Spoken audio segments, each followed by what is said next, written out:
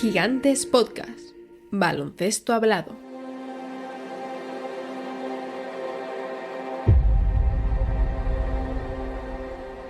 Dígame, ¿usted tiene novio? Oh, ¿Qué? Es una pregunta normal que cualquier investigador haría en esta situación.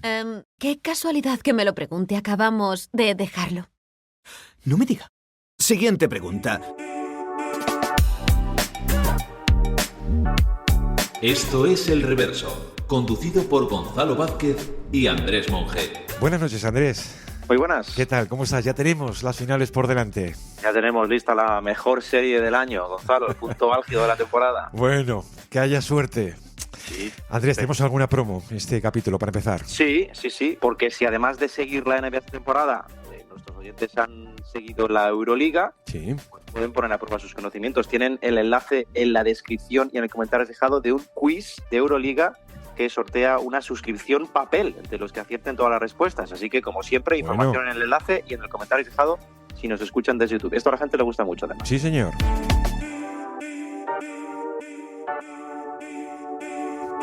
Bueno, Andrés, pues vamos con una prometida edición de preguntas para nuestros oyentes.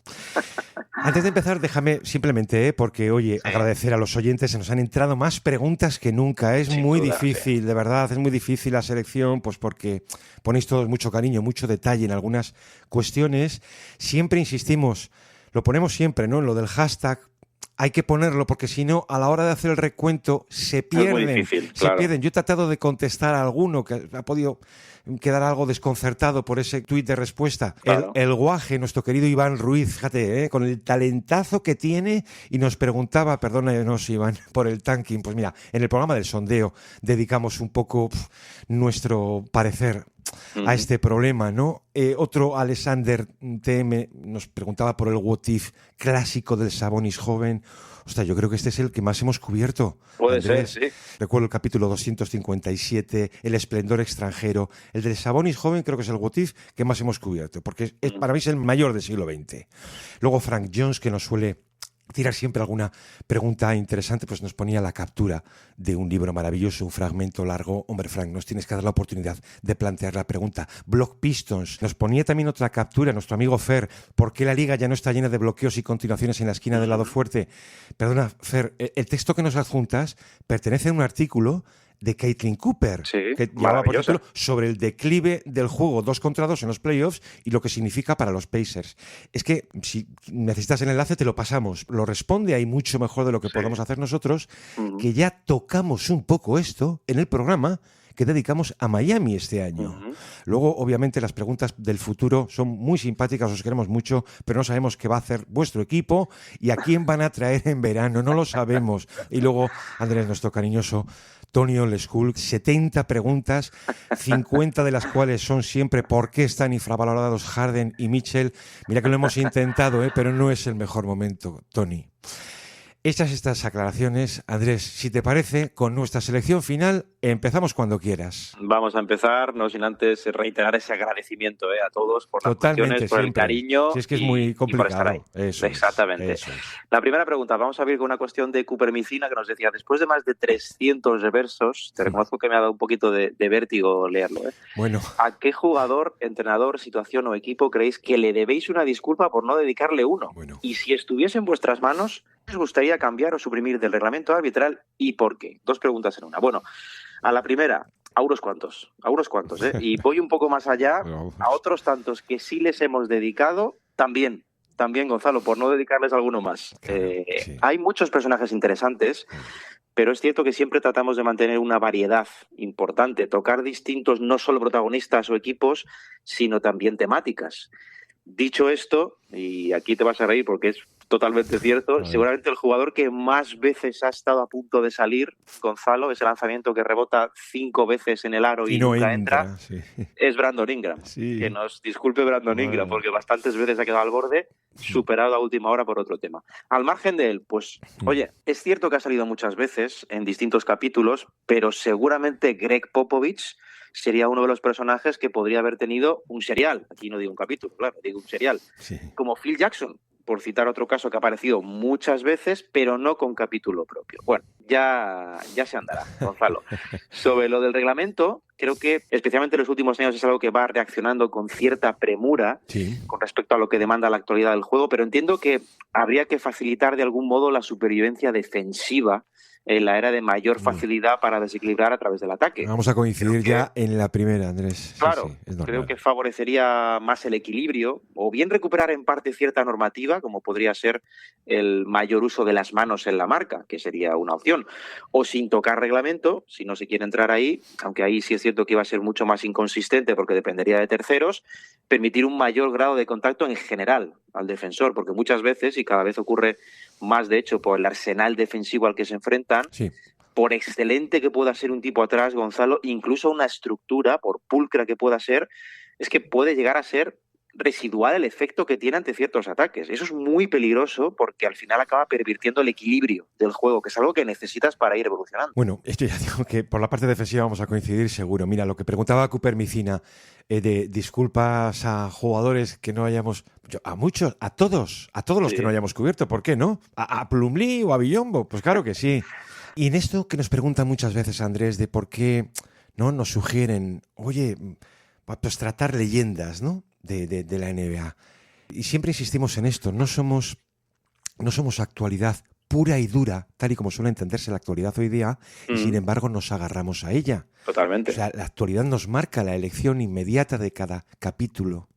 No podemos escapar. No somos tan marcianos, es que necesitamos también ello, ¿no?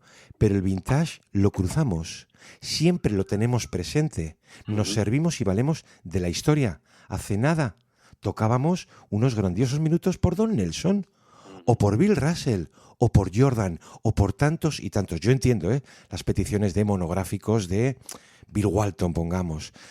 Pues no sabemos qué será de nosotros en el futuro, pero nos solemos permitir por lo menos una licencia muy heavy en este sentido una vez al año en los cuentos de Navidad.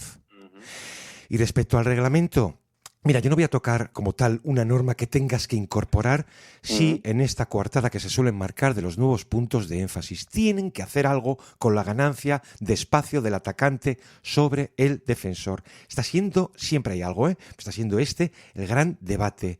Esa ganancia que prohíbe al defensor responder de la misma manera. Este año hemos visto solamente en playoffs 1.200 acciones de este tipo. Lo más habitual es ver la de Shai. También lo hemos visto en Jaylen Brown, en tantos jugadores. Ellos se ganan su derecho a la separación y se les niega a sus pares cuando reculan por tapar ese espacio al más mínimo contacto. El problema que ese castigo al roce escandaliza. Es normal. Las acciones de 1 contra 1, creo que en el sondeo también lo mencionábamos, no pueden ser un combate desigual, no pueden ser de un solo sentido. Hace unos años, ¿recuerdas, Andrés? La cruzada contra los movimientos no naturales, los unnatural, ¿no? A Trae Young o a James Harden. Es que tampoco lo son naturales esas caídas de peso pluma, que se teatralizan demasiado, que simulan una falta como aviso y alarma al silbato. O sea, ha vuelto el flopping en su peor expresión. Totalmente. Y el flopping hay momento en que debería tener la misma consideración que las flagrantes. No estoy hablando de revisiones, sino de ser más punitivo con él, porque me parece que es lo que está afeando de verdad el juego.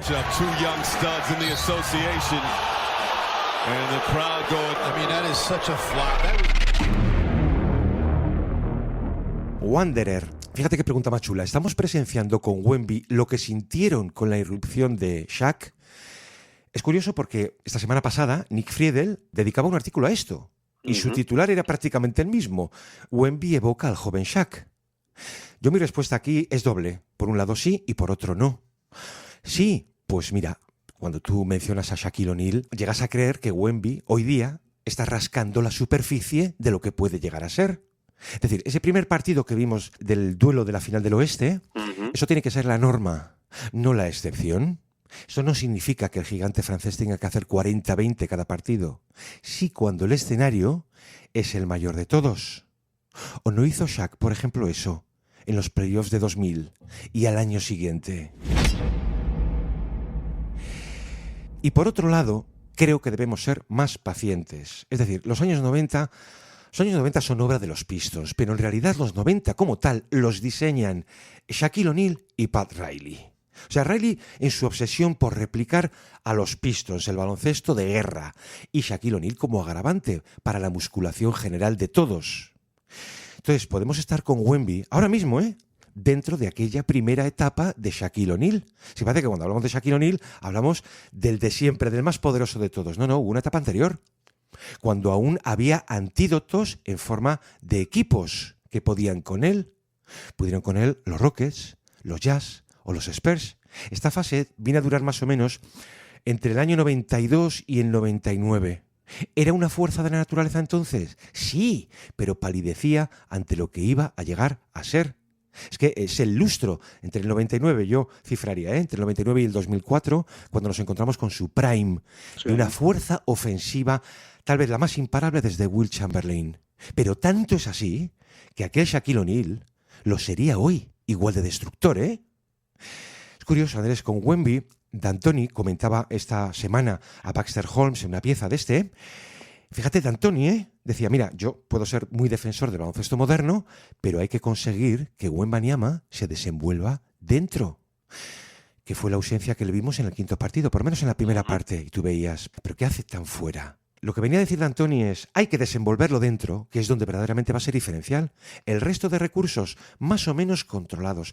Pero Andrés, por terminar, es ahí dentro donde tiene que resultar más imparable. De hecho, decía, si lo consigue, será el MVP los próximos 10 años. No tanto, pero se le entiende. Mira, ha salido en alguna ocasión también estas semanas, sobre todo a partir de ese estreno de las finales del Oeste que citabas, Gonzalo, no solo en cifras, sino en el impacto que tuvo en aquel partido.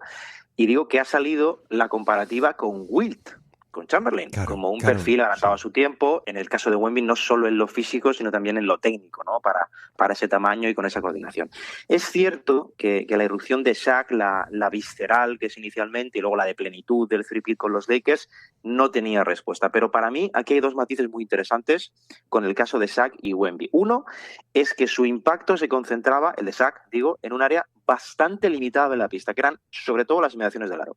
Y otro que era sobre todo ese impacto de calibre ofensivo, muy determinante, porque no había aún espacios ofensivos extensos, pero bastante acotada. Lo de Wemby nace como algo opuesto, porque este es un jugador sobre todo de dominio atrás.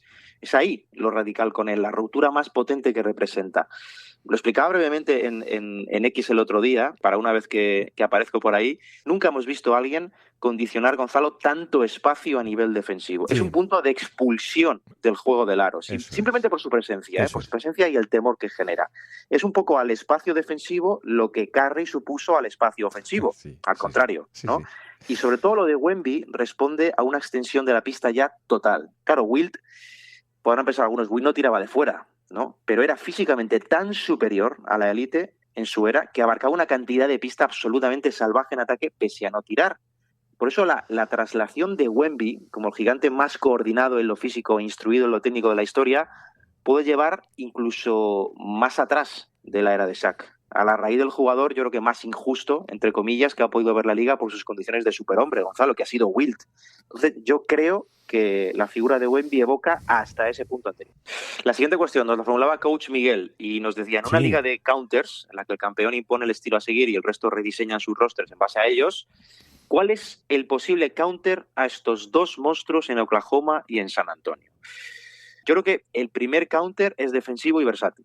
Ese es el primero, el innegociable. Me explico. Necesitas un perímetro gigante en altura y en envergadura y defensivamente de élite simplemente para nivelar ajustes contra ellos. Y a partir de ahí, pues claro, si puedes tenerlo, múltiples manejadores y presencias interiores vanguardistas, que es lo que tienen los dos equipos. Claro, Wemby es cierto que hace parecer pequeño lo demás, pero Oklahoma tiene a Chet, que es otro jugador de un perfil totalmente vanguardista, es otro unicornio. Jugador que abre la pista a un lado, pone el balón en el suelo, abarca mucho espacio atrás, es decir, jugadores especiales. Comentábamos el año pasado que reunir toda la baraja de especialistas defensivos de los Thunder era un poco trampa, era un poco inimitable por esa suma tan bestial de cantidad y de calidad. Pero San Antonio es cierto que ha ofrecido dos. Sí, son aún embrionarios, pero son solventes al mismo tiempo. Dos perfiles como Castle y como Harper, que vienen a suponer un contrapunto precisamente a los de Oklahoma. Si quieres competir ante esos equipos, necesitas, bajo mi punto de vista, quintetos alerizados en cuanto a tamaño, muy versátiles en los dos lados y una gran cantidad de recursos creativos que hagan imprevisible tu ataque. ¿Imprevisible por qué? para no estar sujeto a las marcas individuales de los súper especialistas que tienen. Todo lo que sea involucrar juego sin balón, de lado débil, va a ser un poco el camino a evitar a las pirañas que tienen, ¿no? Creo que ese es el camino a seguir en esas circunstancias. Eso sin tener en cuenta la trampa más absoluta, que es lo que exige a nivel de mismatch Wemby, en el caso de San Antonio, porque ahí sí que es cierto que la estructura defensiva que tú puedas plantear, pues digamos que van a ser desajustada por la sola presencia del francés. Fíjate que lo que decía Coach Miguel, yo añadía aquí en el mismo sentido la de Paco Rivas diciendo que estos playoffs están devolviendo los centímetros al centro de juego. Sí. Desde los 1,98 de Cade generando ventajas ofensivas, dice, hasta los 2,24 de Wemby condicionando ataques enteros desde la defensa. ¿Cuál intuís que es la próxima frontera del mismatch en la NBA? Yo, Andrés, perdóname, me voy a salir un poco del guión. Mismatch, dice... La próxima frontera, ¿dónde está la ventaja? El desajuste. Aquí voy a caer en los banquillos. Eso que llamamos segunda unidad.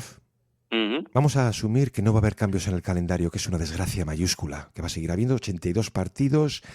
Y bueno, cuando ya se consume la expansión, ni te cuento. Las gerencias han estado priorizando su rotación titular. No es suficiente, Andrés. Hay que darle la misma importancia ya a la segunda unidad. Un mínimo de 4 jugadores perfectamente intercambiables. Esos titulares encubiertos de banquillo. Esto es muy fácil decirlo, ¿eh? Pero si hablamos de desajuste en la parte más alta de competición, creo que no hay otro mayor. Eso implica sacar un sobresaliente en tus picks del draft. Sí. Otro sobresaliente en la elección de esos jóvenes en el mercado. Se trata al final de una proporción ideal entre menor precio y máximo rendimiento, al modo de un Jared McCain.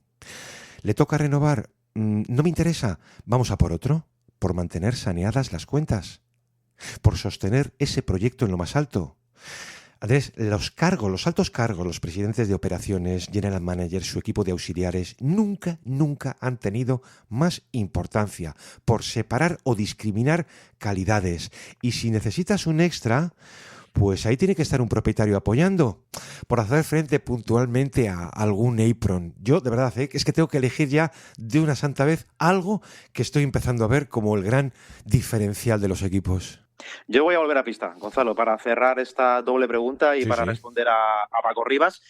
Yo creo que el mismatch más importante, y seguramente, de hecho, la pregunta que marque la NBA la próxima década es minimizar a Wemby en ambos lados de la pista. De hecho, la respuesta a esa pregunta vale anillos directamente. Que los logres tú o que los gane él, si no encuentras la solución a esa pregunta. Al margen de esto, mi respuesta es que la siguiente frontera es cómo se controla o cómo se gestiona a los manejadores gigantes que están saliendo. Ojo, manejadores gigantes que pueden ser distintos entre sí. Citaba el propio Paco a Cade Cunningham, pero Luka es otro manejador gigante. Shea es otro manejador gigante, cada uno con su perfil, pero todos ellos muy grandes, porque exigen defensores gigantes extremadamente versátiles para poder limitar todo ese caudal dentro, fuera, de bote, de creatividad, de tiro, de todo. Esta clase de defensores van a ser muy, muy importantes el próximo lustro. De hecho, nos podemos parar a pensar que jugadores tan especiales como son los gemelos Thompson, que están aún en una fase infantil en su daño ofensivo a media pista, pueden ser determinantes estos años por su capacidad de contener cualquier perfil a partir de ese despliegue físico tan especial que disponen. Yo creo que el juego tiende a la especialización del complemento cada vez más y a la versatilidad extrema de la estrella o el jugador llamado a tener un papel más relevante. Esto también cada vez más. Por eso contener a estos últimos, a estos manejadores gigantes que lo hacen todo, puede ser la raíz de todo. Marcos Muñoz nos pregunta si es Cade Cunningham el mejor jugador estadounidense de baloncesto hoy día.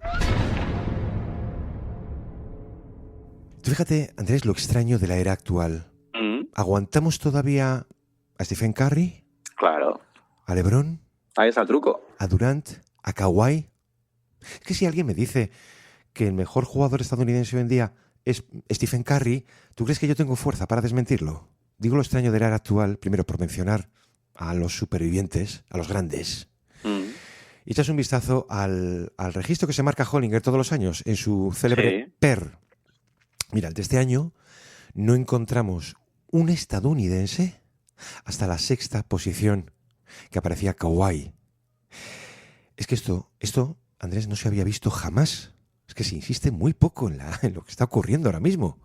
El Tiger americano ha descendido. Y vamos a ver qué ocurre con la próxima cita olímpica, donde un jugador, por ejemplo, como Chet Holmgren, debe tener una importancia vital. Pero respondiendo a la pregunta, ¿qué nombres nos asoma sobre esto? Cade Cunningham, Jason Tatum, un Anthony Edwards. Oye, de verdad, no es el mejor momento, pero también hay que mencionar a Donovan Mitchell, qué decir de Jalen Brunson, y hay que esperar a esa próxima esperanza blanca como es Cooper Flagg. Pero ¿sabes lo que te digo? Que Cade Cunningham ha sido el único estadounidense en entrar este año en el primer equipo NBA.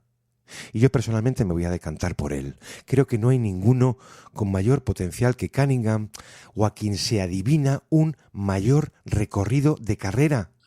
Ese es el mayor talento en Detroit desde Isaiah Thomas. Y eso es decir mucho, ¿eh? Talento real y no abortado como el que vimos en Grant Hill. Me haces esta pregunta en el año 97 y tengo que decirte, hombre, habrá que hablar de Jordan y de Karl Malone. Sí, pero también de Grant Hill. Es muy interesante esto porque no había resultado nunca tan difícil y al mismo tiempo ser consciente de que el Tiger ya no es el más dominante de todos.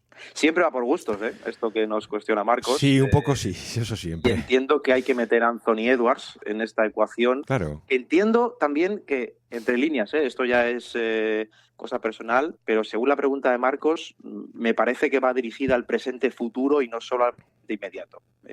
Pero a mí particularmente en este escenario, Cade es el que más me gusta. Es el que más me gusta por el componente de ejercer también como vía creativa imponente, que para mí es lo que le diferencia a todos los demás. Creo que sí. Producir y hacer producir a toda una estructura. Y además yo creo, fíjate, que le va a ir muy bien a su carrera, Gonzalo, lo que ha pasado este año en playoff. Tanto a él como a los Pistons, porque los Pistons han podido entender de primera mano, con el foco apuntando la necesidad de disponer, por ejemplo, de una segunda fuente creativa desde el bote de primer nivel y mejorar el espacio ofensivo. Pero ya digo, esto va absolutamente por gustos. Y sí me gustaría cerrar con lo que has abierto tú, porque también hay que citar, en este caso, si nos ceñimos al presente inmediato, Claro. que hay que tirar de las leyendas, porque las leyendas siguen vivas No y se siguen van. dominantes. Claro. Sigue ahí Kawhi Leonard. El pico que hemos visto este año de Kawhi tranquilamente nos puede hacer ver que es un jugador que aún discute cualquier cetro entre estadounidenses y, ojo, entramos entre no estadounidenses. Sí. Kevin Durant, Stephen Curry, siguen siendo factores de primerísimo nivel de desequilibrio. Lo que ocurre aquí con estos nombres, sobre todo, especialmente el de Curry este año, es que los contextos marcan mucho para bien y para mal. Y, por ejemplo, el de los Warriors quizás puede provocar que nos olvidemos de Steph, pero Steph sigue ahí. Y dirigido a futuro, pues sí, claro, Cade, Edwards, y a no mucho tardar, yo de verdad lo creo y lo meto aquí, firmado a sangre, Cooper Flagg. Gonzalo, Cooper Flagg va a estar en esa ecuación. Claro. Pero si miramos a hoy, puramente a hoy, creo que los viejos rockeros tienen bastantes cosas que decir. Claro, Andrés, y decías lo de la importancia de las caídas prematuras, pero vamos, como veía la cara de rabia de una Isaiah Thomas joven cuando caía, pero eso marca y sobre todo motiva. Mira, la siguiente cuestión nos la formulaba Francesc Lamela y nos decía, Hombre. ¿creéis que Orlando puede ser contender con esta base por la que han apostado salarialmente o tendrían que cambiar drásticamente algunas piezas de su Big Four? En primer lugar, un saludo a Francesc, Sí. que es siempre fiel a las retransmisiones, además de los dos en la tele, tanto Gonzalo como mías. Sí. Creo que la clave del proyecto aquí, tirando por los Magic, siempre ha sido si apostar o no por ese binomio Wagner-Banchero. Yo lo voy a cerrar en esos dos nombres. Sí. Creo que el Big Four es otra cosa diferente. La clave son esos dos. Esa es la llave que abre de verdad la puerta principal de la vivienda. A partir de ahí, todo lo demás. Yo siempre he sostenido, particularmente en este caso, la continuidad de los dos, porque creo que son compatibles y en un escenario como el de Orlando es casi imperativo intentar maximizarlos, porque los tienes y eres Orlando. Quizás la prueba visual sea algo más árida, seguramente porque en realidad con Mosley el proyecto lo ha sido árido, Gonzalo, pero buceando un poquito, tampoco hay que rascar mucho, con un poquito que lo hagas es suficiente, los números animan a intentarlo, a aguantar. Digo, porque el equipo funciona con ambos en pista y además sigue habiendo un amplio margen de mejora. Este año lo de Wagner es que en la práctica ha supuesto que no haya existido ningún tipo de continuidad, tampoco hubo demasiado el curso anterior, Gonzalo, y creo que necesitan ver si un nuevo técnico es capaz de exprimir de verdad eso. Y eso incluye a los otros dos, a Bane y a Sachs. A partir de ahí, si la cosa no despega a corto plazo, es evidente que van a tener que soltar algún contrato de volumen. Y déjame decirte que si bien Sachs parece el principal candidato a salir por posible techo deportivo, el contrato de Sachs en realidad es muy engañoso porque va descendiendo cada año. Es decir, es más favorable con respecto a los años que vayan pasando. Resumiendo, para Francesc, creo que Orlando tiene jugadores con margen de progresión suficiente para ser candidato, pero eso necesita probarse en un contexto estratégico diferente. Nos hemos hartado, Gonzalo, pero hartado, Sí. de ver casos de equipos y jugadores que con un simple cambio de técnico daban el salto al siguiente nivel. Y yo creo que los Magic están en ese punto. Lo que pasa es que es cierto que tienen urgencia para dar ese salto, precisamente por la carga salarial, pero yo sí creo aún en ese núcleo, y creo en lo de Bane, además, que fue arriesgado en su día, es cierto, es obvio, Bueno, claro. pero fue coherente con Total. el timing y con las necesidades que tenía ese proyecto. Necesitan los Magic el técnico adecuado y la salud, claro está, para explotar lo que ya tienen. Sí, fíjate que añadimos en el mismo sentido, una cuestión de PP86 que decía que cómo se debía mover Orlando para pasar una ronda de playoff de una santa vez sin cagarla, como uniéndola un poco a la de Francesc. No han sido los únicos, por Orlando han preguntado bastantes. Sí. Debía ser el timing también. Pero Andrés, yo de verdad no puedo añadir demasiado lo que has dicho. Tal vez sí, es cierto, es hora de reestructurar el enfoque ofensivo del equipo. O sea, la cultura Mosley se demostró acertada en defensa, pero ha resultado corta. Y Desmond Bane, claro que vino a liberar el ataque. Era una buena idea. Necesitabas algo así. Pero necesitas más. Porque necesitas más espaciado. Necesitas añadir tiro exterior desde el banquillo o desde la rotación titular. Aquí hay que decidir de una santa vez quién va a ser tu principal creador de juego. Eso es muy importante. También te digo, si esto se lo dices a Banquero, él te va a decir yo. O sea, lo tengo clarísimo, pero esto puede ser un error, porque a Banquero, en el que todavía creemos, hay que resolverlo también a él como jugador. La prioridad debería ser ir a por un base organizador. Yo creo que Sachs, de verdad, que lo queremos mucho, lo metíamos en el programa de Fuera de Cartel, pero ha llegado donde ha podido, en ese sentido, como base organizador. Y luego, claro, aliviar espacio salarial. Que Banquero, Wagner, Bane, Sachs absorben ya una masa salarial juntos, a lo mejor no justificada. Y toca renovar a Anthony Black. Y a Jonathan Isaac, pues toca decirle adiós. Pero al que toca ser valiente es a Wellman. Y esto, la pregunta de siempre, ¿separar Wagner y a Banquero? Pues yo estoy contigo, no necesariamente, porque lo que era tu principal fortaleza, no puede ser ahora el problema, tiene que haber alguna solución. Y yo también me entrego en el sentido de los Magic al nuevo entrenador. Es que él precisamente puede ser, lo que decías, la tecla final de resolver todo esto. Es que no son las mismas piezas, Gonzalo, y entiéndase, pero Mark Jackson hace una cosa en Golden State y Steve Kerr hace la siguiente, complementa lo que ella construye la anterior. Yo creo que el movimiento, porque nos preguntaba Pepe, es el técnico, mucho más que en pista, es el técnico. Sí. Tengo que decir, al hilo de lo que citabas, porque me gusta recalcarlo, que Anthony Black es una figura clave aquí también, porque desprenderse de él puede ser un problema serio a medio plazo para este proyecto. Pero desde el punto de vista de plantilla es evidente que lo que necesitan es espacio ofensivo, el máximo tiro que puedan, complementos que abran la pista, 3&D si pueden ser.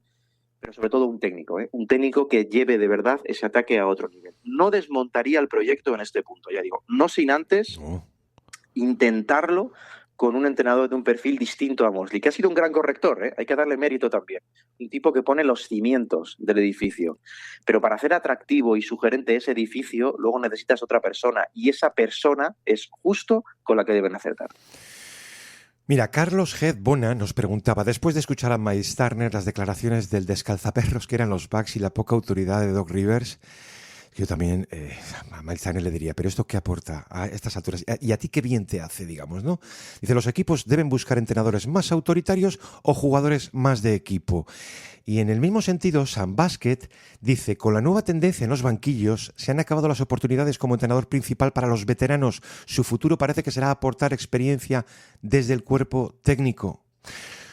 Bueno, es evidente que hay un rejuvenecimiento de los técnicos jefe. Tú coges simplemente menores de 45 años, importantes. Tienes a Machula, Hardy, Daigneault, Chasley, Redick. Una horquilla entre los 36 y los 40 años. Estos ya lideran franquicias de alto nivel o proyectos en pleno ascenso. Pero fíjate que no es solo la juventud la tendencia como más acusada en la elección de nuevos técnicos, también la búsqueda de un perfil de comunicador y gestor de relaciones con un fuerte dominio analítico. Es decir, Andrés Monge, nuevo técnico de los Magic, pongamos, ¿no? Quiero decir que la figura autoritaria clásica de mi libro o muerte sí que tiende a desaparecer. Esta semana leía por Bill Fitch, por Dick Harter, de estos había un montón, había jugadores que no se hablaban con ellos. Esto hoy día es impensable. Muchas veces no es una cuestión de edad, ¿eh? O sea, soy de los que cree que Popovich o Nelson eran más jóvenes que sus propios jugadores. Sí. Es una cuestión de cercanía y también de inteligencia. Los jugadores necesitan una conexión emocional con un entrenador al que no observar desde muy abajo, al que no observar muy lejos. Me acude una frase de Lenin que decía algo así como que somos vanguardia de las masas, pero no nos separemos mucho de ellas. Es que esto le pasó a Boylen, a Björkgren, a Beilein, y le ha podido pasar a Mosley. También estamos en la era más abierta que nunca, no sé si llamarlo globalización de los entrenadores, pero así es. Es el caso de Jordi Fernández o de Tuomas Isalo, si me apuras, Thiago Splitter.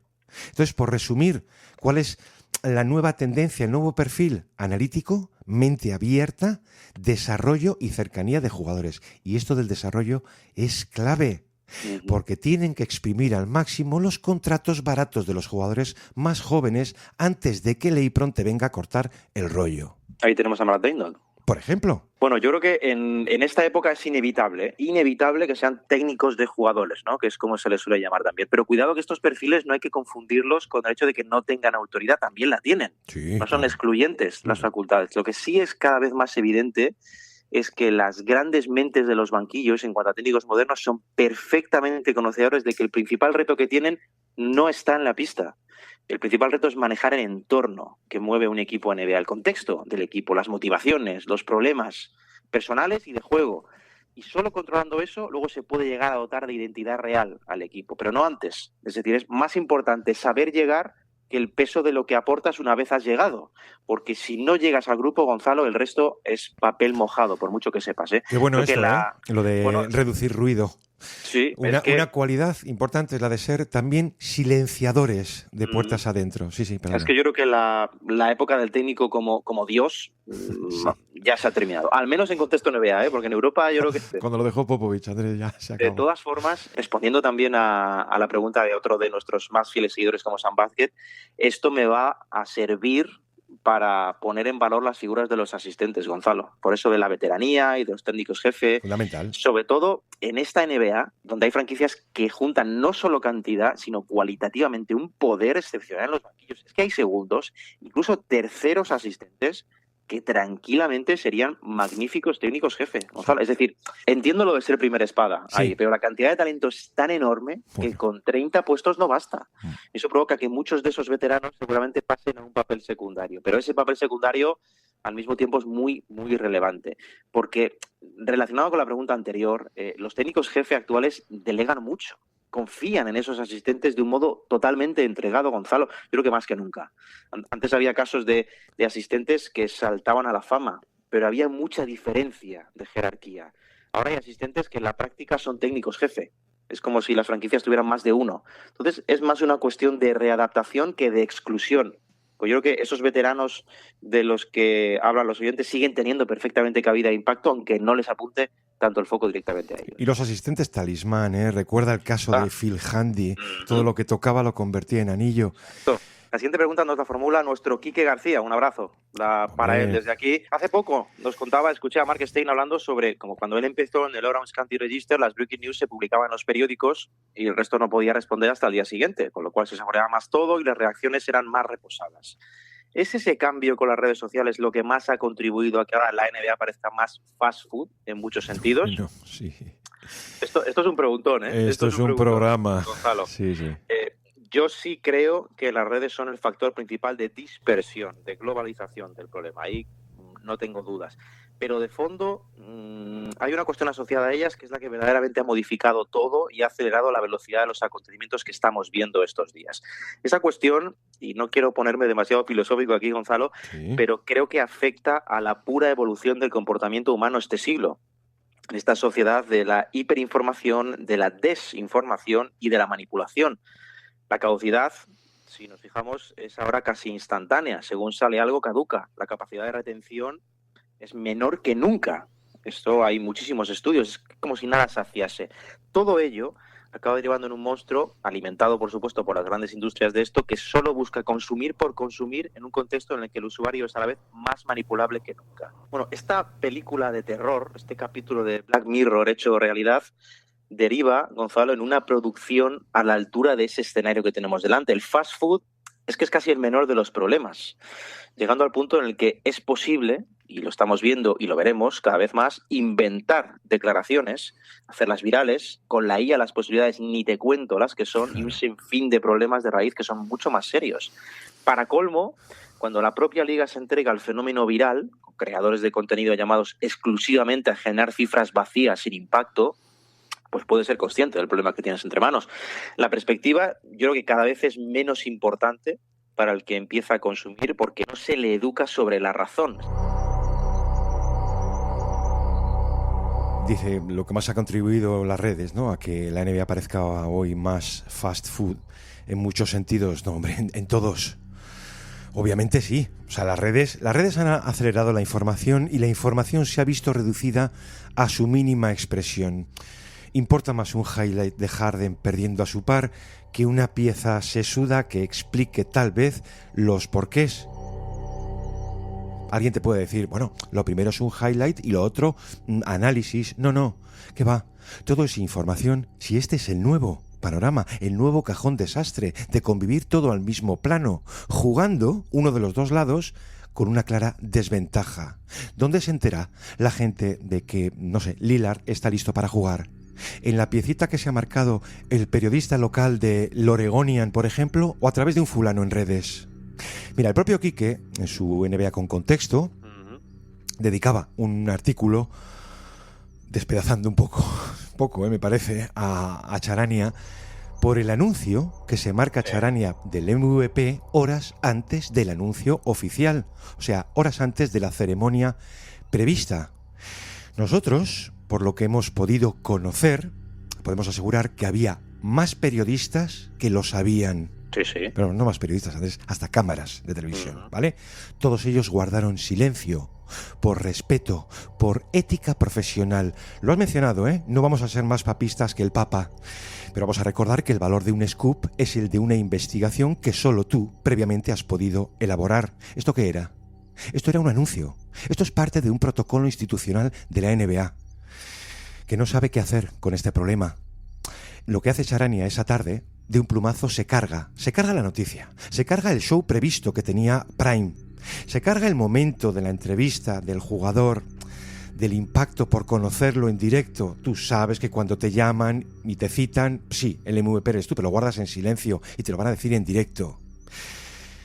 Vamos a ver, lo peor es que ves a infinidad de chavales en redes diciendo, pues sí, es su trabajo, que no os equivoquéis, que no puede ser considerado trabajo de nadie asaltar tu red personal para poner Brandon Clark de los Memphis Grizzlies ha muerto a los 29 años. RIP. ¿Cómo que RIP? Que no se puede considerar tu trabajo poner en redes que Curry sigue un tratamiento día a día y será revaluado en 2 semanas, porque los Warriors han sacado previamente el comunicado. La gente, los chavales, no siguen al PR de los Warriors, siguen a Charania o a 2 millones de agregadores. Yo, Andrés, perdóname, pero vamos, en el libro dedico un buen trozo al periodismo velocista y a estos narcos, que es como yo los considero allí dentro. Porque yo los he visto actuar. Yo no sé lo que es el periodismo, pero ya te digo que no es una transacción de favores y de lucros bajo mano. Eso es otra cosa. Vamos a cambiar de registro y vamos a dar paso a Julián Carpintero, nuestro querido Julián Carpintero, que ha sacado un nuevo libro. Es que es un historiador del fútbol. Rey, gloria del Real Madrid en la Champions League. Tuvo otro que era La Cofradía del Clavo Ardiendo, otro de Francia 98, que yo me leí, el último mundial del siglo XX. Es que este tipo de autores a los que hay que respetar, a los historiadores de verdad, ¿no? Bueno, Julián, un abrazo desde aquí, nos dice, viendo que en las últimas temporadas han proliferado lesiones graves como las de Tatum o Haliburton, ¿cuál es el caso de jugador que ha sufrido una lesión importante y que haya vuelto a un nivel lo más cercano posible a su rendimiento previo? Y en el mismo sentido, Alberto Carrasco, ¿qué lesiones de un candidato han lastrado más a un equipo realmente aspirante que tras esa pérdida no pudo siquiera rozar la gloria en lo que llevamos de siglo? Bueno, yo en esto de regresar a un rendimiento previo tras sufrir una grave, yo no he visto nada igual a lo de Kevin Durant tras romperse el Aquiles en las finales de 2019. Ese mismo jugador, hace 2 años después, un 49-17-10 para poner 3-2 a los Nets, por delante ante los Bucks en aquellas semifinales del Este. En esa eliminatoria se va a 48 puntos en el 7º partido y, por recordar, no mete al equipo en las finales del Este por una uña. Es que, Andrés, en el play-by-play, aquel lanzamiento de Durant sigue estimándose oficialmente como de 23 pies. Es decir, es el long two más largo de la historia.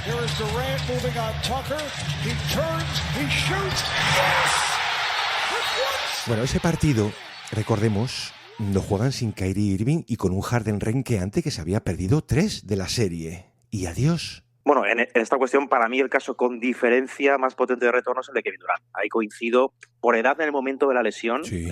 Hay que recordar que está a punto de cumplir los 31 por la gravedad, obviamente, el Aquiles, porque está 1 año y medio sin competir. De hecho, cuando vuelve a jugar ya ha cumplido los 32. Y es que ofrece un nivel no solo bruto, sino un nivel productivo propio de su versión previa, Gonzalo, que es, ya sabemos, uno de los mejores anotadores de todos los tiempos. Es decir, era casi inapreciable que hubiese sufrido una lesión de esa dimensión en un jugador de ese tamaño y con esa edad. Es que es con diferencia el caso más impresionante que he visto nunca. Y podemos añadir a esto el detalle de que han pasado 6 años desde entonces, que esto también importa, 6 años, y la versión de Durant sigue siendo asombrosamente eficiente, hasta el punto de que en 3 de esos 6 años posteriores a la lesión del Aquiles ha sido segundo quinteto del NBA, Gonzalo, es decir, ha seguido formando parte de la superélite. Con todas sus cosas, pero la calidad técnica intacta. Claro, absolutamente. Y por responder a la de Alberto Carrasco, a la de las lesiones, este mundo What If es apasionante y es interminable al mismo tiempo. De entre todos los casos que hay muchísimos, yo me voy a quedar con uno. Por lo que supuso, por la grandeza del rival y por cómo se podía haber reescrito la historia. Gonzalo, la historia y sobre todo las narrativas que lleva asociadas. Ese caso es el de Houston Rockets en 2018. Rebobinemos un poquito. Finales del oeste. Golden State Warriors, los Warriors de Curry, Durant, Clay y Draymond, uno de los techos históricos de la NBA, contra Houston. Los Rockets, aquellos Rockets, eran un equipo de 65 victorias en fase regular. Ganaban 3-2 esa eliminatoria de Golden State. Por recordar un poco, los Warriors el año anterior fueron campeones con un 16-1 en playoff. Y aquel mismo año fueron campeones perdiendo solo 2 partidos en las 3 rondas al margen de aquella contra Houston. Bueno, 3-2 arriba estaban los Rockets contra aquel equipo, contra aquella cima histórica, y se lesiona Chris Paul. No puede jugar ni el sexto ni el séptimo. Los Warriors ganan ambos partidos y acaban aplastando a los Cavs en las finales. Sin esa lesión de Paul, posiblemente, nunca lo sabremos, y ahí está la magia, podríamos haber visto un equipo liderado por James Harden y Chris Paul ganando la NBA. ¿Qué te parece, Gonzalo? Tú fíjate la de veces que hemos mencionado esto, pero hay que recordarlo siempre, qué tragedia. Claro, es que desde aquel momento, además, 2018, Houston no ha vuelto a pisar siquiera finales de conferencia. La siguiente cuestión nos la formulaban nuestros amigos de Now Club ESP y nos decían, de todas las historias de jugadores o equipos que habéis contado, ¿de cuál os ha sorprendido más descubrir cosas que no esperabais? ¿Hay algún capítulo del que estéis especialmente satisfechos? Bueno, aquí la lista también es extensa, es interminable. Sí, ¿por qué no? Claro. Yo me quedaría sobre todo con los casos de villanos que hemos tocado, porque esconden ese otro lado menos accesible que en según qué casos es incluso desconocido, que permite generar una imagen que dista mucho de lo que refleja la imagen pública, ¿no? Un Kendrick Perkins en su día, un Dillon Brooks, por supuesto. Sí. Luego, los personajes secundarios de verdad te permiten buscar y dar a conocer al oyente casos que de verdad merecen ser contados, Gonzalo. Phil Handy, que citabas antes, me parece un extraordinario ejemplo de esto. PJ Tucker, en su momento. Sí. Y por último, yo creo que sin duda los cuentos son algo muy, muy especial.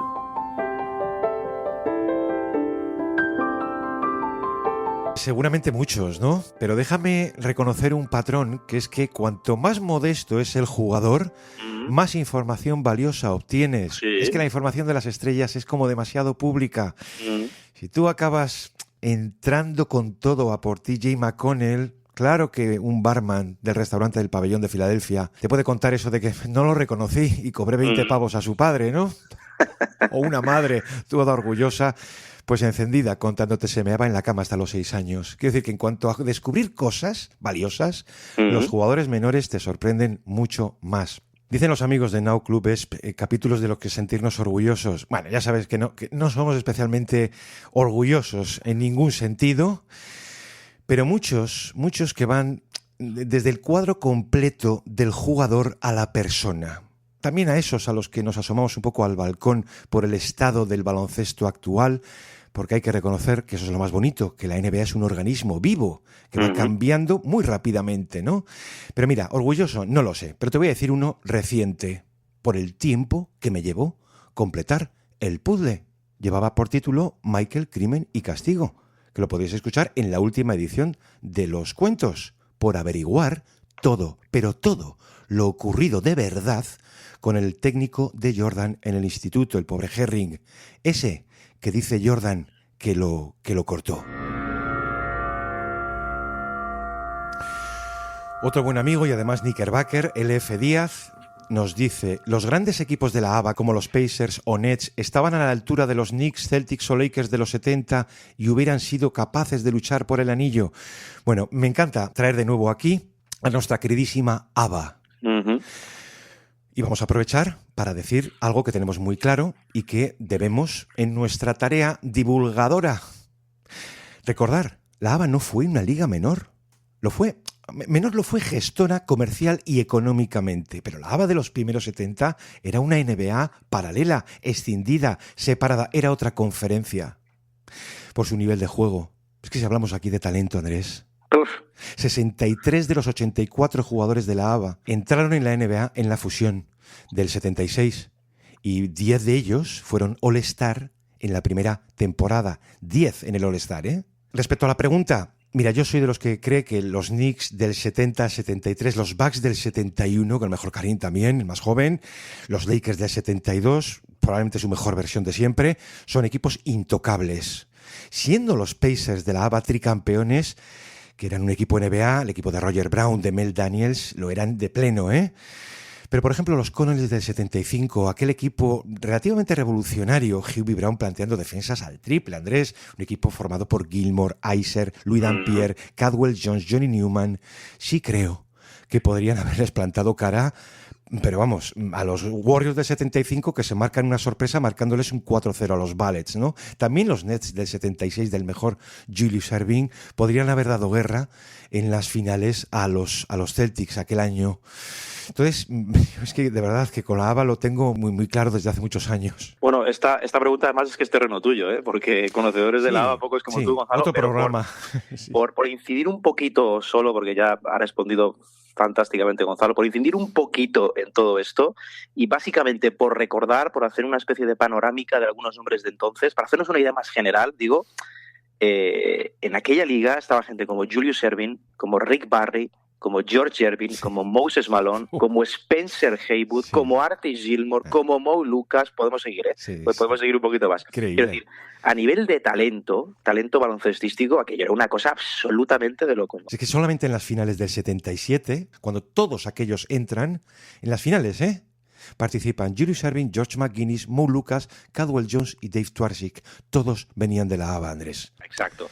Más. La siguiente cuestión nos la formulaba de Trustbear93. Quería preguntaros cómo imagináis jugadores que estaban destinados o hechos para franquicias que jamás llegaron a jugar. Mira. ¿Cuál fue ese romance que nunca pasó para vosotros? Bueno, esta pregunta es fantástica. Romances perdidos, madre mía. Esta pregunta es fantástica, es infinita, además, con lo cual cada uno tiene su propia respuesta y te permite introducirte de nuevo en la ficción, pero en la ficción más profunda, ¿no? En el what if más imposible. Yo te voy a dar dos nombres de las dos variantes que nos formula el oyente. Jugador en franquicia completamente diferente, Dirk Nowitzki en Boston Celtics, como la versión siglo XXI de la River. Esto nunca sucedió y podía haber pasado y hubiera tenido pleno sentido histórico. Y el segundo escenario, romance que nunca pasó, otro tipo de escenario what if, Grant Hill y Tim Duncan juntos en Orlando Magic, que estuvo a punto de darse, Gonzalo, y finalmente no se dio. Pues no sé, Andrés, es que, por ejemplo, ¿cuánto habría cambiado la historia de haber caído Karim en los Knicks para suceder, para continuar aquel equipazo sucediendo a Willis Reed? Que cuando pide el traspaso, que lo pide a los Bucks, pues no soportaba más la ciudad, el estado de Wisconsin, etcétera. Él, fíjate, año 75, impone, digamos, dos destinos. Uno era Los Ángeles y otro era Nueva York. Él estaba hecho para una gran urbe, en fin, tipo culto, leído y de vanguardia. O Los Ángeles o Nueva York, ¿no? Pero destinos nunca sidos. Vamos a ver, Bird era Indiana. Fíjate, si habría podido resultar esto interesante, ¿eh? Mm-hmm. Y cambiar la historia. El de Magic Johnson era Detroit y el de Isaiah Thomas era Chicago. Entonces, básquet ficción. Te imaginas a un Isaiah Thomas jugando con Jordan allí en Chicago. También Wade en Chicago, que él es nativo de allí. Sí. Habría podido resultar, ¿por qué no?, una bonita historia. Y luego una pedrada mía, muy de siempre. Pobre, Len Bias. Yo nunca vi a Len Bias, nunca encajando en la filosofía de los Celtics anterior, la de los años 80. Me habría pasado con él igual que cuando Dominic Wilkins termina allí. No me encajaba el hiperatleta matador en, insisto, un equipo que estaba hecho de otro correaje. Sí vi allí a Drazen Petrovic cuando los Celtics ya habían movido a Danny Ainge. Y luego, bueno, todo claro, muy imposible que es que Fernando Martín debiera haber aceptado la propuesta de los Nets el verano del 85. Habríamos visto otra cosa del malogrado Martín.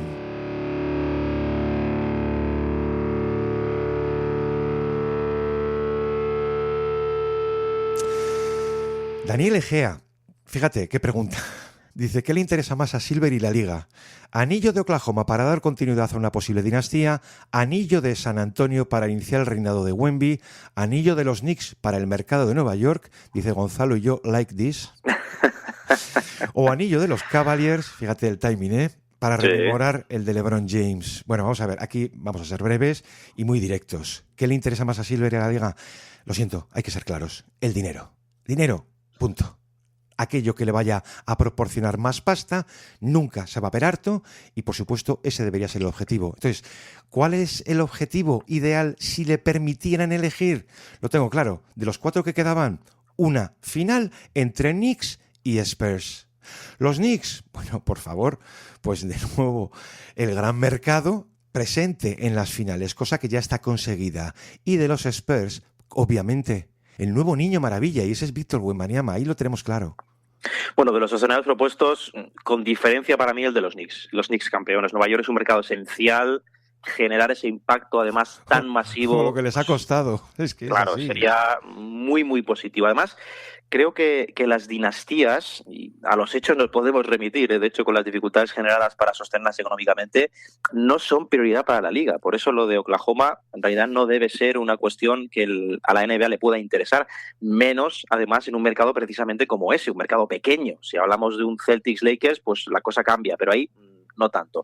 Y lo de Wemby creo que la propia NBA entiende que es cosa de tiempo, que va a caer con los años, con lo cual no hay esa urgencia por el relevo. Pero de lo propuesto... Pero es su joya, ¿eh? Eso los Knicks son diferencia. Claro, no descubrimos nada, su piedra por preciosa. Supuesto. Pero voy a aportar aquí un matiz, un what if también, para darle un poquito más de miga a esta pregunta. Porque solo sería debatible para mí lo de los Knicks, que ya digo, gana por goleada aquí, si en esos Caps, hubiera estado LeBron.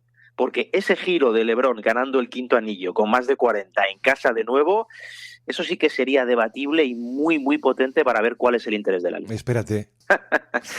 Siguiente cuestión. Nos la formulaba Enrique Pedro, buen amigo también. Bueno, ¿Qué estrella actual creéis que está siendo peor entendida por su época y probablemente será mucho más valorada dentro de 10 o 15 años? Y lo contrario. ¿Quién está mejor considerado ahora de lo que puede estar en 20 años? Estas nos encantan porque sí permiten un poco especular. Esta es fantástica, ¿eh? Sí. Esta es fantástica. A lo primero, voy a decir 2 nombres. Chris Paul, que lo saco por haberse retirado hace solo unos meses, aunque no esté en activo, pero lo ha estado hasta hace poquito. Y James Harden.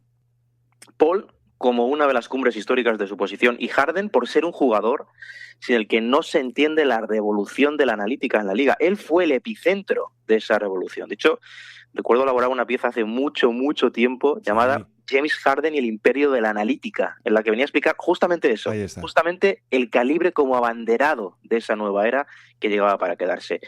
Yo creo que ambos están muy maltratados por la ausencia de anillo, como tantos otros, ¿no? Y por la edad. Y el tiempo pasa factura para casi todos, pero todo caduca demasiado pronto, como comentábamos anteriormente en otra cuestión. Y en cuanto a lo segundo, ¿quién está mejor considerado ahora de lo que puede estar en 20 años? Y fíjate que puede ser controvertido, pero esta irrupción que estamos viviendo de gigantes muy coordinados, dominantes, creo que puede hacer envejecer muy mal la carrera de Joel Embiid, Gonzalo. Ostras, vamos a coincidir. Incluso el pico de Joel Embiid. Embiid tiene 3 años seguidos 3, de ser top 2 en el MVP. Gana uno y queda 2 veces segundo porque estaba Jokic. Indiscutiblemente hablamos de superélite, el retorno del pívot clásico pero adaptado a la nueva era. No un revolucionario como Jokic, pero sí ese regreso del tamaño a una NBA muy abocada al small ball, pero sin haber pisado finales de conferencia, siendo un jugador que como pívot podría haberse opacado por el propio Jokic. Y todo lo que viene después, con Wemby por supuesto como exponente, pues yo creo que dentro de 10, 15, 20 años Embiid podría quedar reducido a algo un poco injusto para lo bueno que ha llegado a ser. Es que da para mucho.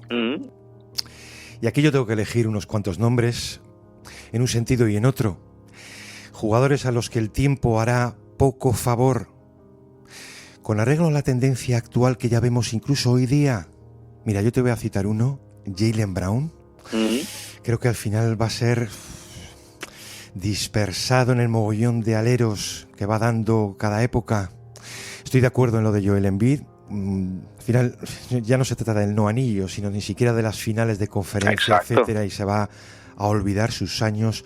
Vamos a ver, el Joel Embiid, no necesariamente el del MVP, que es un año en que verdaderamente lo merecía. Sí. Lo que pasa es que aquí es muy difícil de debatir con aquellas personas que consideran que Jokic debiera ganarlo todos los años. Y tampoco lo desmentimos, ¿eh? Pero el Joel Embiid sano de verdad, era un jugador imparable. Y tengo dudas con Giannis en el futuro, por parte de lo que empezamos a ver también. Otros casos que pueden resultar más sencillos. No creo que el futuro le haga mucho favor a Anthony Davis. Creo que Devin Booker se puede también diluir entre muchos nombres, y creo que el futuro no va a recordar demasiado algunas de las heroicidades perpetradas por un tal Jimmy Butler. Sin embargo, en 10 o 15 años sí que el reconocimiento va a ser mayor a jugadores, te voy a decir dos muy claros, Klay Thompson y Draymond Green, porque a los Warriors se les va a recordar de muchas formas y van a abrir muchísimos capítulos de la historia. Y a James Harden, Andrés, a James Harden, cuando comprueben que va a aparecer muchas veces sus números. Creo que también en el futuro va a reconocer más a Chris Paul. Los futuros jóvenes van a verlo en las listas por los mejores bases de la historia. Van a verlo muchas veces por delante de jugadores como Jason Kidd o Steve Nash. Creo que a Kawhi sí lo van a acabar metiendo en todas las listas por los aleros, cosa que no me parece injusta para nada. Pero fíjate que creo que más que por su bestialidad de los playoffs de 2019 y anillo con los Raptors, cuando se haga referencia a uno de los mejores equipos de siempre, los Spurs de 2014, muchos verán que el MVP de aquella serie fue un tal Kawhi Leonard. Pues yo creo que el futuro sí le va a guardar respeto. Y por cierto, a Derrick Rose le va a sentar bien el tiempo. Seguro, ¿Sabes sí. por qué? Un poco al modo de Jason Williams, porque se va a recuperar siempre de él esa especie de juego sideral. Siempre, Andrés. Y un caso tal vez fascinante puede ser el de un tal Shai Gilgeous-Alexander. Es que ya son 2 MVPs y tal vez más. Creo que en el futuro se acabará borrando todo el veneno que hoy carga en los directos. Miquel Pérez nos dice, a tenor de narrativas que niegan MVPs a Jokic, a pesar de sus temporadas históricas, o que a veces ningunean a jugadores como Harden, ¿por qué creéis que Moses Malone es el único 3 veces MVP de la historia que nunca es tratado realmente como un 3 veces MVP? Qué buena es esta, Andrés. Sí, sí. Vamos a ver la lista de los máximos MVPs de siempre. Un tal Karim con 6. Con 5 están Bill Russell y Michael Jordan. Con 4, Will Chamberlain y LeBron James. Y 3 tienen Moses Malone, Larry Bird, Magic Johnson y Nikola Jokic. Ahora dime, Andrés, de todos estos, ¿quién es el jugador con una menor consideración? En la bolsa de los olvidos, ¿cuál es la más grande? Es la de Moses. Sí, sí. Es que, ¿esto cómo se explica?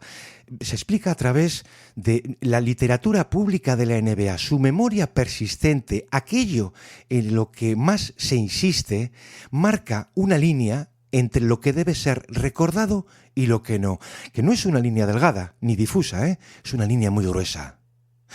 Yo es que creo que a Moses Malone será destinado ya al campo de la erudición, que es el mismo que padece un Bob Pettit, que tuvo 2 MVPs, O sea, como si perteneciéramos Malone a los campos genéricos de Anseld o de Jerry Lucas, jugadores mucho más anteriores que él. Hasta Willis Reed tiene una mayor carga de memoria que Moses, porque se ha insistido mucho en su heroicidad de las finales de 1970. Yo sí tengo que esgrimir una razón de peso, creo que se trata de su anillo solitario de 1983, en cuyo relato sigue teniendo, creo, más peso un Julius Erving. Siempre, todavía hoy. Y luego hay razones más peregrinas, pero también reales, ¿eh? Moses Malone fue un jugador hosco, hostil a los medios, prestaba pocas entrevistas, esquivaba continuamente los focos. Andrés era el jugador menos mediático, era menos mediático que Duncan, que por cierto tiene 5 anillos. Entonces a Moses, por terminar, yo creo que le pasó factura no participar de la fiesta entre Celtics y Lakers. Como un intruso al que desplazar con el tiempo. Pero si tienes pruebas hoy en día. El partido histórico que se marca Wembanyama en el estreno de las finales del Oeste, se repetía aquello de con 22 años y 134 días, el segundo jugador más joven en, ¿sabes, no? El corte estadístico, más de 25 puntos, más de 15 rebotes en un partido de final de conferencia. Andrés, pero si Moses en el tercero ante los Sixers del 77 hizo 30-25 con 22 años recién cumplidos. Es que si hay que definir el olvido, pues Moses Malone puede aparecer ahí. Para mí, esta es una pregunta, voy a aportar otro matiz a lo que dices, Gonzalo. Es una pregunta muy ligada a las formas, a la estética. Fíjate, y te voy a poner un ejemplo que es muy radical, pero para que se entienda un poco la traslación del peso de lo estético. Si Bill Russell jugase en esta época, Bill Russell, tengo la sensación de que estaría mucho peor considerado de lo que debería. De que para la menor duda. Pues con Moses pasa algo similar, por una cuestión estilística. Estilísticamente no resulta tan profundo su legado como en realidad fue, Gonzalo, porque Moses era dominante, era una fuerza de la naturaleza, pero estaba muy lejos de lo que colmaba el ojo. Era un funcionario del dominio, Gonzalo, no tenía estridencias. Y las estridencias en estos casos sí que importan mucho más de lo que parece. La época de Moses, además, por mostrar el contraste, parece totalmente silenciada, como si no hubiese existido porque estaban Magic y Bird. ¿Qué representan? Lo opuesto, sí. Gonzalo. El resurgimiento de la NBA a nivel mediático, las formas, la explosión, el color, las dinastías. Llegan antes, por supuesto, de la tiranía de Jordan, pero creo que en estos casos importa no solo qué hayas sido, sino cómo lo hayas desarrollado. Y la función estética a Moses Malone le ha hecho mucho daño con el paso de las décadas.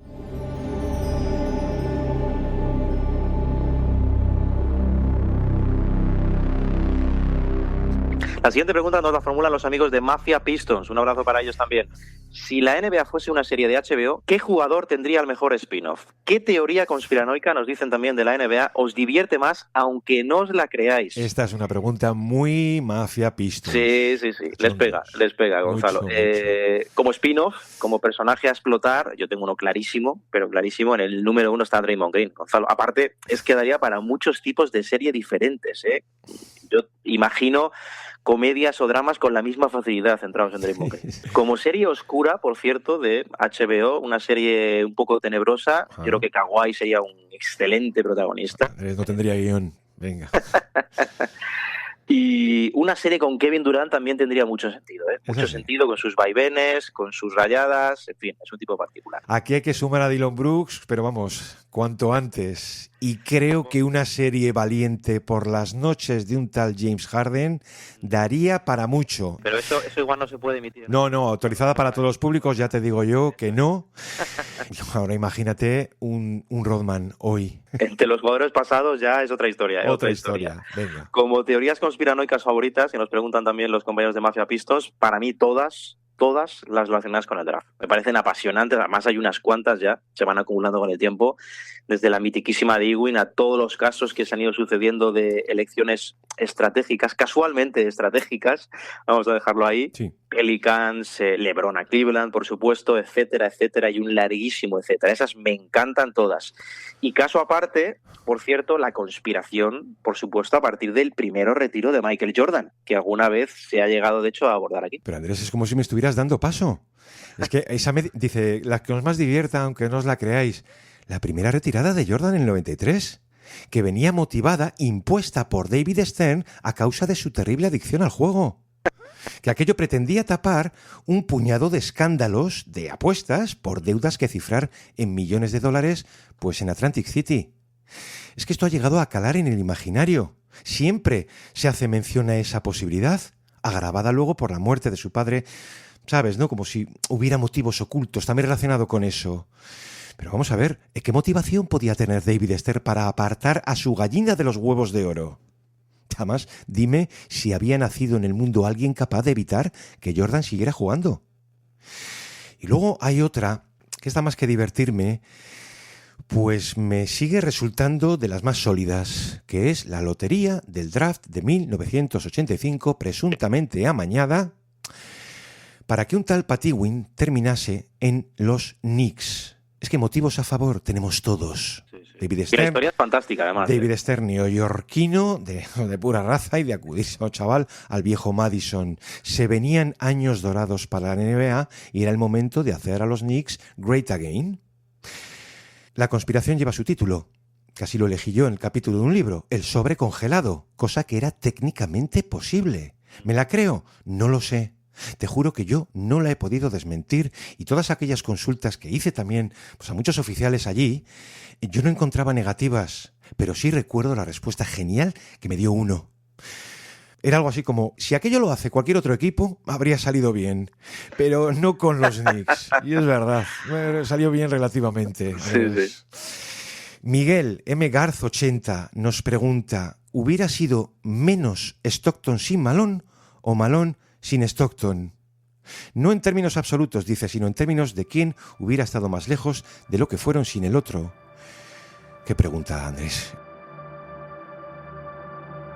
Además, a Stockton lo tocamos precisamente en el anterior especial de preguntas por si podía estar underrated.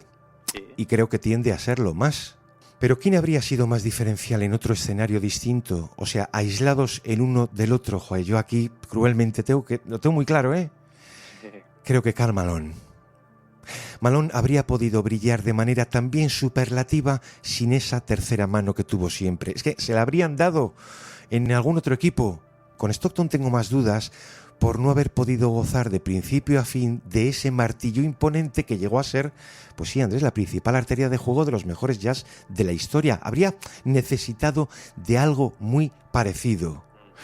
No es el caso de Worthy y Magic. Yo no sé cuánta resta habría supuesto para James Worthy no disponer de Magic Johnson, pero sí que la puedo calibrar o imaginar a John Stockton sustrayéndole a tiempo completo 18 años a Karl Malone.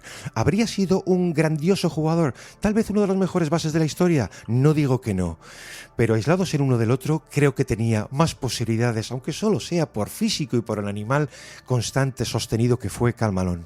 Yo no comparto. Creo que Stockton habría sido menos sin Karl Malone que al revés. No por ser el jugador más estelar de aquel equipo, por Malone digo, sino porque él en el fondo, por su perfil, podría haber sido mucho más autosuficiente. ¿Podría haber encontrado Stockton otro martillo para que completase esa creatividad, sobre todo en pick and roll?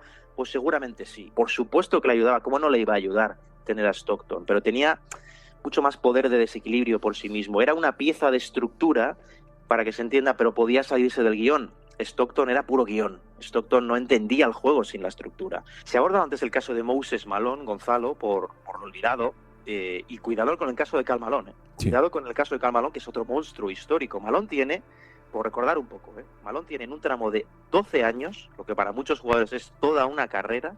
En 12 años, digo, tiene 9 temporadas en el top 5 del MVP. Sí. 9 temporadas. Stockton, y este es otro matiz que puede ayudar a entender esto, Stockton es el paradigma de base serio, de base creador, de base duro, el que implica a los demás, ese perfil tan bien visto, además de uno puro, que decían muchos, pero yo creo que Malone podría haberse acercado bastante más a lo que fue sin Stockton al lado. La siguiente pregunta nos la formula Lucas Santos, otro buen amigo, bueno. Jaylen Brown, Stephen A. Smith y una nueva era. El jugador ya no solo responde, también narra.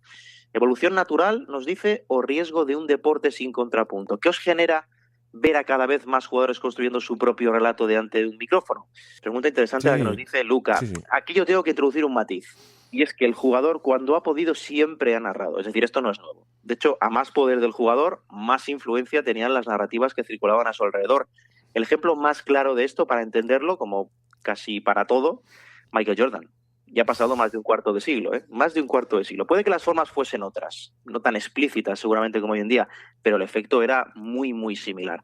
Al margen de esto, de este matiz, creo que es un debate muy interesante. Me parece óptimo que el jugador participe de las narrativas públicas, incluso que las cree o las rompa.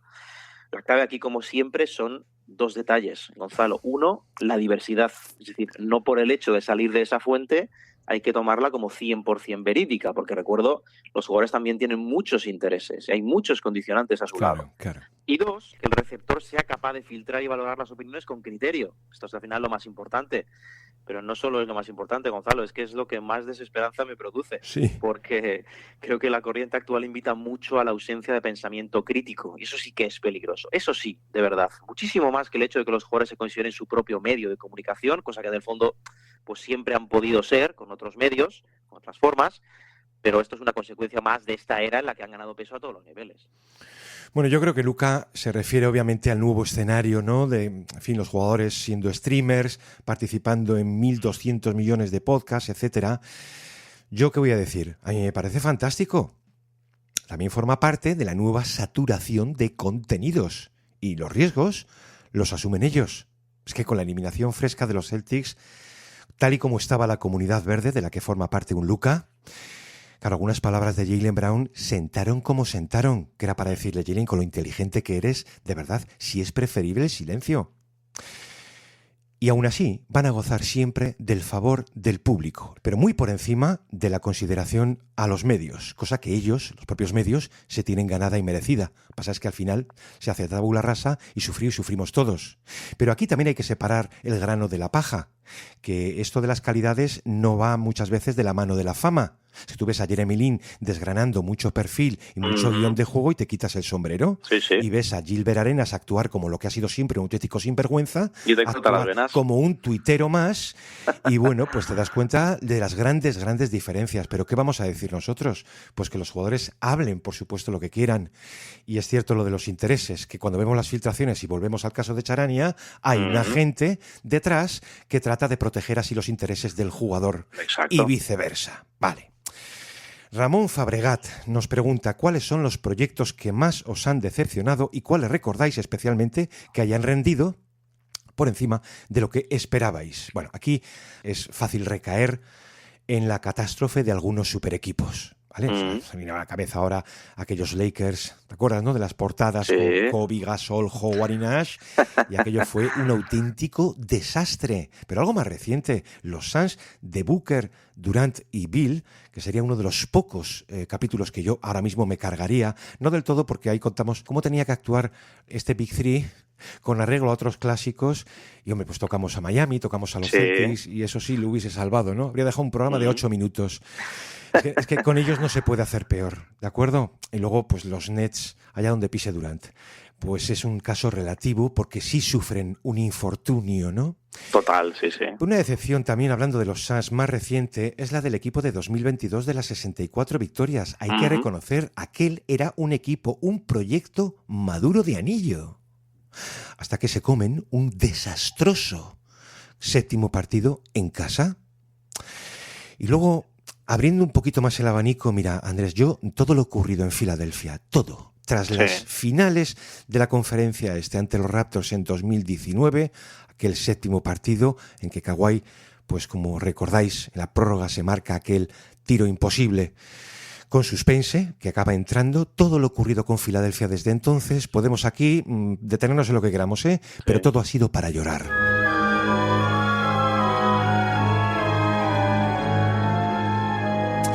Y en el otro sentido, de equipos que hayan rendido por encima de lo esperado, ¿qué hacemos con los Pacers del año pasado? Si deberíamos abrir siempre por ellos, ahí. Y por impacto personal, te han salido mucho los Suns, pero por impacto personal, a mí, los Suns de 2005 lo tengo clarísimo. Aquel equipo que no solamente pasa de 29 a 62 victorias, sino que en una NBA que olía a cerrado, ellos iban a abrir las ventanas de par en par y que corra el aire. Fue maravilloso ver aquel equipo de D'Antoni y de Nash que nunca iba a obtener el anillo, pero qué bonito fue verlos, ¿no?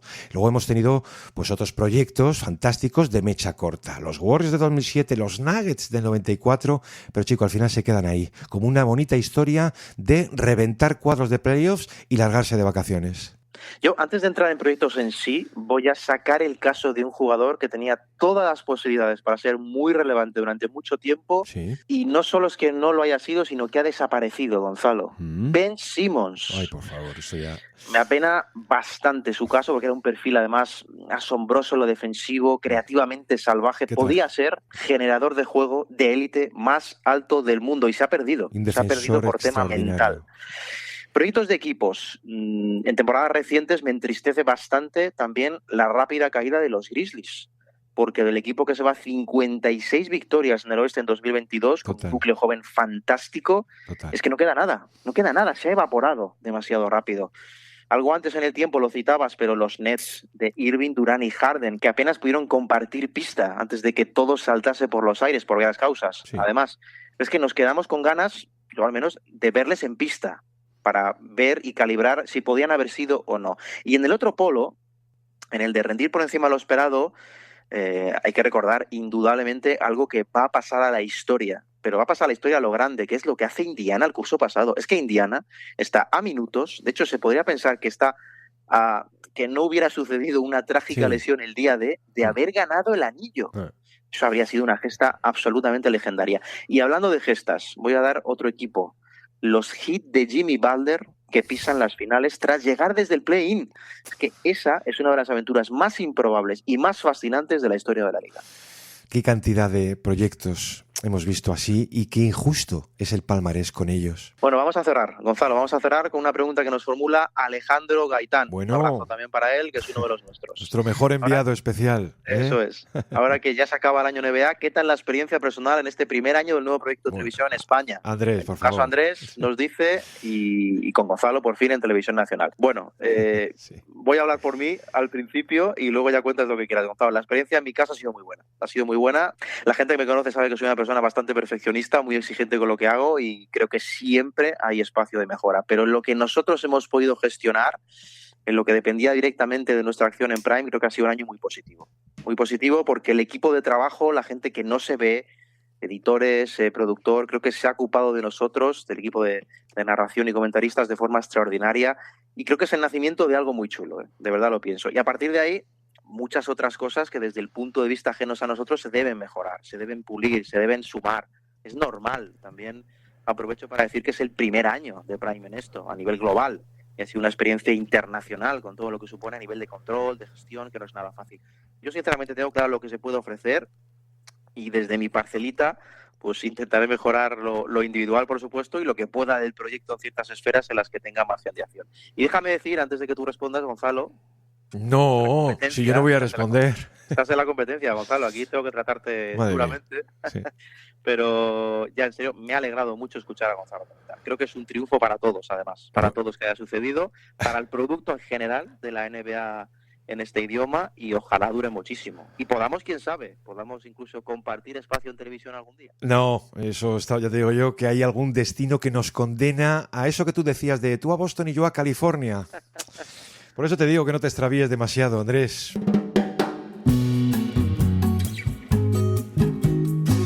Alejandro, al final, en fin, le enviamos un abrazo. Pues ha sido una experiencia bonita. ¿Qué te voy a contar, Andrés? Sí. Pero también te digo que me ha volado, ¿eh? Me ha volado. Y ha sido una experiencia más esquinada de lo que pensaba. Cosa que agradezco. Al final, la diferencia entre tragarme la NBA en directo era quitarme rápidamente el pijama, vestirme, coger el coche e ir a hacer uno de estos partidos y encantarme, obviamente, ¿no? Pero al final es curioso, Andrés, el proceso vivido en un año. La NBA no está en un único sitio, tampoco está en el League Pass. Y al final, ¿qué voy a decir yo? Si aquí la estrella eres tú, Andrés, los demás venimos a poner un poco, pues no sé, la pica en Flandes. Pero es que ha cambiado mucho el panorama y bueno, a Alejandro le digo personalmente, porque sé que lo va a leer y va a encontrar, sobre todo en el tramo final, algunas líneas muy derivadas de todo esto y de lo difícil que resulta cambiar la mentalidad de la gente, la novedad. digamos que eso sí que lo he llegado a notar durante meses. Uno ha callado porque a fin de cuentas era una experiencia muy bonita que ha llegado muy tarde. Yo ya no estaba para estos trotes, estaba yo en otras cosas. Pero bueno, ¿qué voy a decir? Pues ha sido una cosa muy bonita y yo, Andrés, ¿qué quieres que te diga? Al final, en esto, mientras tú y yo sigamos juntos haciendo estas cosas, pues fenomenal. Pero el futuro se abre esplendoroso una vez más para ti. ¿Qué digo el futuro? El presente. Bueno, ya lo veremos. Hay tiempo para compartir espacio en otros campos también. Por primera vez tenemos que pedir disculpas a los oyentes por algunos problemas técnicos. Pues porque sí, porque Andrés está muy lejos, está al lado del Larry Bryan Trophy y satura, ¿de acuerdo? Sí. Y también pedir disculpas a todos aquellos que se han quedado fuera, pero nosotros Sin duda. disfrutamos mucho pues esa cercanía del oyente, ¿cómo no? ¿Hacemos alguna promo? Sí.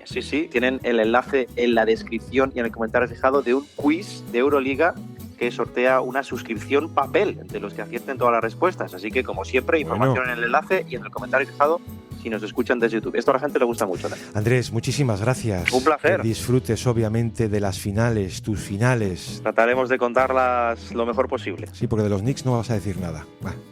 En fin. Andrés, un abrazo muy grande, ¿vale? Un abrazo grande. Y gracias a todos vosotros por estar como siempre al otro lado. Nos escuchamos aquí en El Reverso el próximo lunes. Un abrazo. Hasta entonces.